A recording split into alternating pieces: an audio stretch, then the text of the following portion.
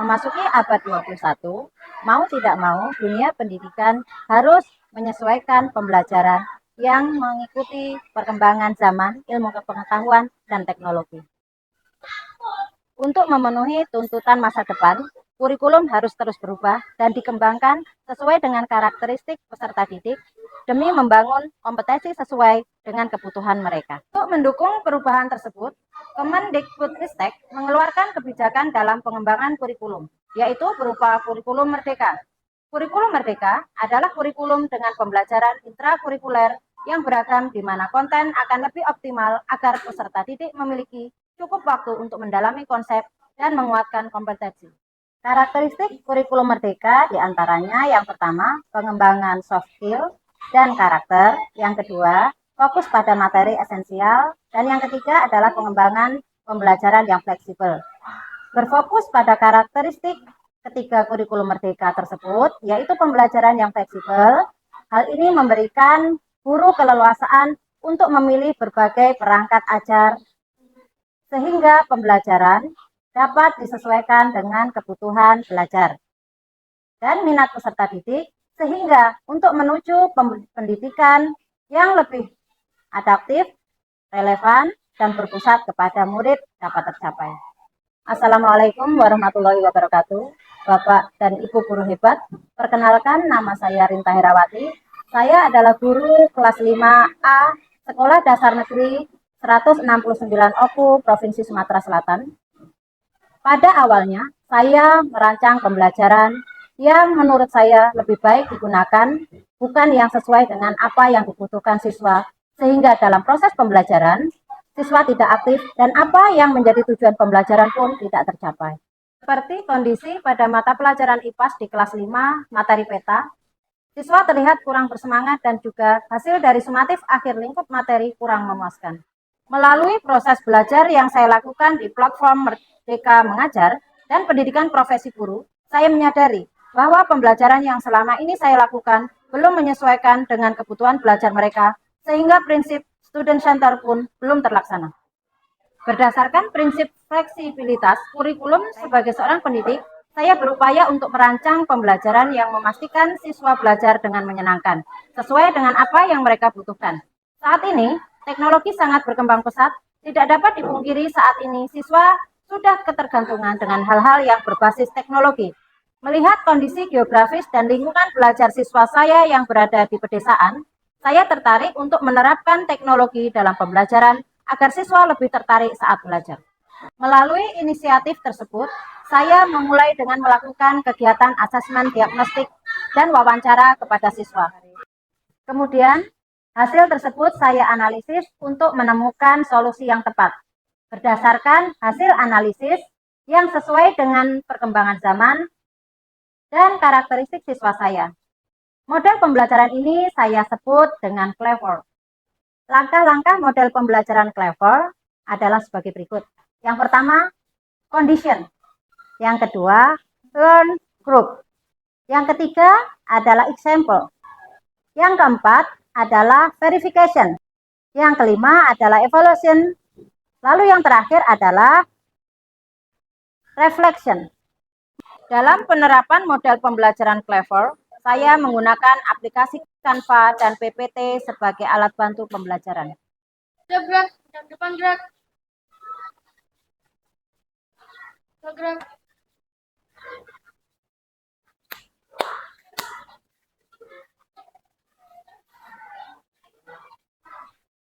Assalamualaikum warahmatullahi wabarakatuh, anak-anakku. Waalaikumsalam warahmatullahi wabarakatuh. Semoga hari ini sehat semua ya.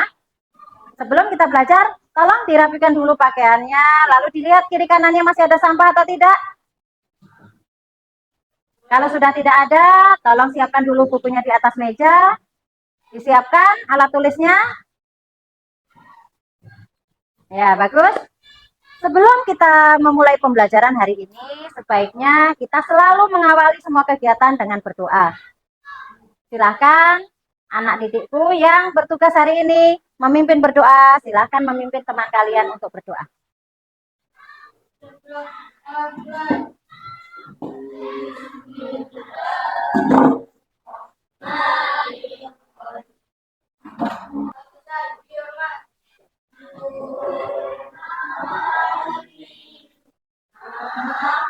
morning, selamat pagi.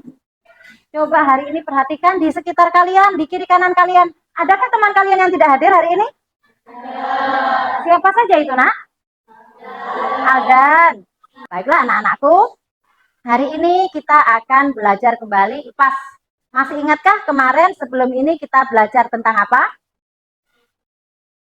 Tentang peta. Benar ya, tentang peta. Tahukah kalian apa itu peta? Pernahkah kalian melihat peta? Hari ini kita akan belajar, tujuan pembelajaran kita hari ini adalah Bunda akan mengajak kalian mengamati, lalu mengajak kalian untuk berdiskusi. Jadi kegiatan kita yang kita lakukan hari ini, langkah-langkahnya yang pertama adalah Bunda akan membagikan kalian, Bunda nantinya akan memberi contoh visual gambar. Kalau sudah Bunda kasih visual gambar, kalian nantinya akan membuktikan.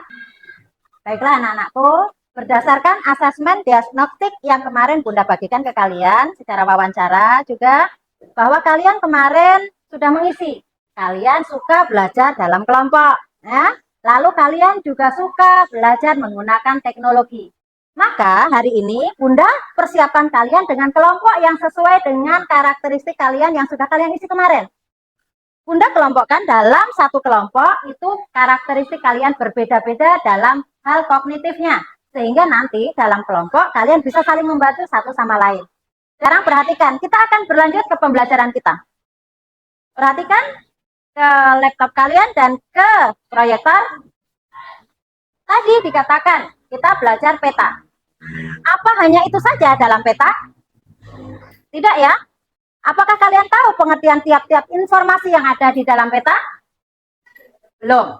Ya, perhatikan berarti ya.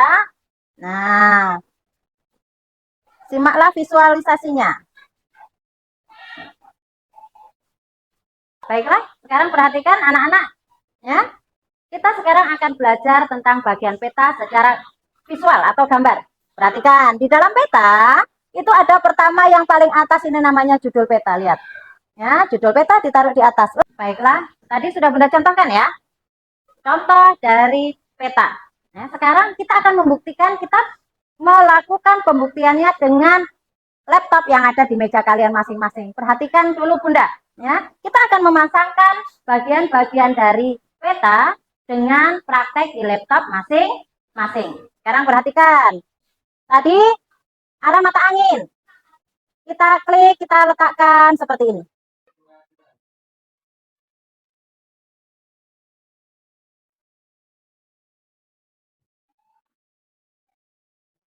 Ya, betul. Ya. Di bawah. Jangan terbut ya.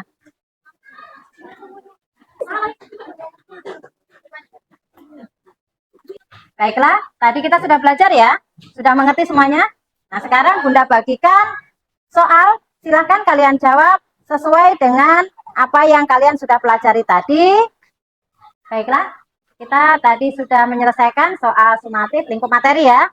Dari yang sudah kalian kerjakan, evaluasinya adalah kalian ternyata sudah memahami dengan melihat visual gambarnya, lalu kalian bisa menjawab soalnya. Unsur-unsur apa di dalam peta tadi yang sudah kalian praktekkan? Yang pertama apa saja tadi?